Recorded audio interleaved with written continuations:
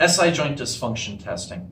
When we're talking about SI joint dysfunction, we're talking about abnormal movement of the SI joint on one side relative to the other or compared to the normal. So the 4 different tests that we can do for this that have been looked at in the literature, we're going to cover in this video. We're going to start with the sitting PSIS palpation.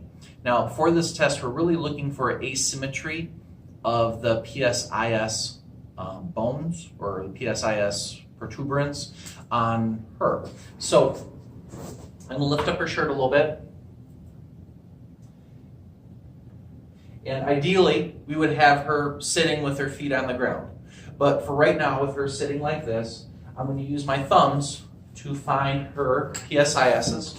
And again, if we look for the dimples that usually form right over here, the dimples are going to be just generally lateral to the PSIS. And what you need to do is get down at about eye level with the PSISs. And what we're looking for is if there's a difference in height, one side to the other. And hers look very level, so she has basically a negative test for this. Next, I'll have her lie on her back. Go ahead.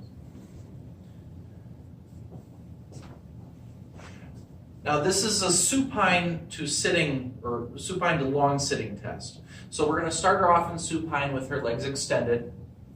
And what we're going to do is we're going to look at her malleoli, one relative to the other one. And when I put my thumbs on her malleoli, I'm looking for if one leg appears longer than the other one.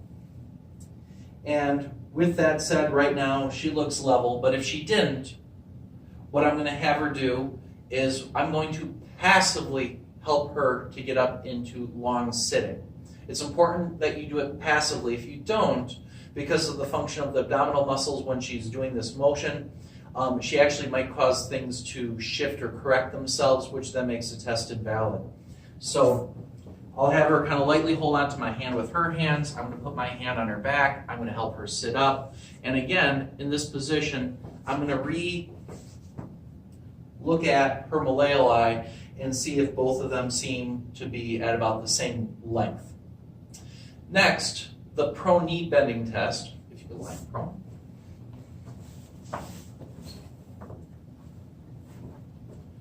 I will flex both knees. You can crawl up if you want to use the face of cradle. I'm going to bend both knees to about 90 degrees. I'm going to get down low again, and I'm going to look at her heel height. And in this position, if it's not dysfunctional or a negative test, I should not see any sort of difference in heel height. Now, the last test that we're going to do is a standing forward bending test. And if you could stand over here, right between those 2 tapes, facing away from me, thank you. I'm going to palpate again her PSISs. And I will have her, once I find these, I'm going to keep my thumbs there. And in a moment, I'll have her slowly bend forward. And when she's bending forward, what I'm looking for is, does one PSIS start to move first, or does one move a lot further than the other one? Generally, if one PSIS seems to move a lot more than the other one, that's going to be the dysfunctional side. That will be a positive test. So slowly, if you could flex forward. Good. Good. And come back up. And if you're not sure if there's a difference, you can have the patient repeat the test. If you're still not sure after 2 attempts of the test, generally it's going to be negative.